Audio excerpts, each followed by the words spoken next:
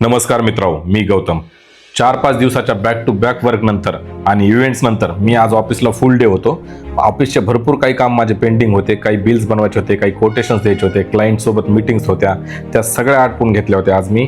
त्याच्यानंतर मला जायचं होतं आज महिंद्रा शोरूमला. काही काम असल्यामुळे मला महिंद्रा शोरूमला जायचं होतं आणि कारण शोरूमचा टाईम हा क्लोजिंग झाला होता, त्याच्यामुळे मी थोडं फास्ट आवरून निघालो. ऑफिस क्लोज केलं आणि माझ्या बुलेटवरती मी शोरूमच्या दिशेने जाण्यासाठी निघालो.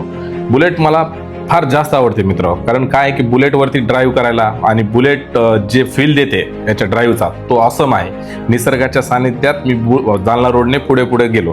छत्रपती संभाजी महाराज चौकात तर एकदम ब्रिजचं काम तर एकदम प्रगतीपथावर होतं आणि मीही ज्या रोडने चाललो होतो तो रोड ही पाहण्यासारखा होता. पण चलो कुछ पाहने के लिए कुछ खोना पडता है असं म्हणत आम्ही पुढे गेलो.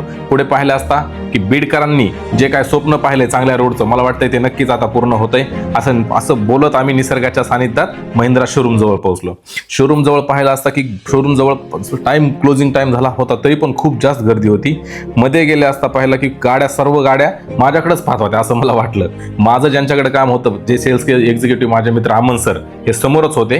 त्याच्यानंतर त्यांना भेटलो, बोललो आणि जे काय मला डिस्कस करायचं होतं ते त्यांच्यासोबत मी डिस्कस केलं. ते म्हटले की आपण थोडा वेळ कॅबिनमध्ये जाऊयात. कॅबिनमध्ये समोर गेल्यानंतर शोरूममध्ये त्यांना काही डॉक्युमेंटेशन कंप्लीट करायचं होतं, ते कंप्लीट करून घेतलं.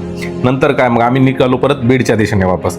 आता बीडकडे जात असताना बुलेटवरती ड्राईव्ह करण्यासाठी पियुष मला सांगत होता की सर असा शूट घेऊ तसा शूट घेऊ. मी म्हटलं तुझ्या हिशोबाने कर. नंतर रोड साईड चायसाठी थांबलो, चाय कटिंग घेतली. मित्रांनो, माझा ब्लॉग आवडल्यास लाईक करा, कमेंट करा आणि फॉलो करा. थँक्यू.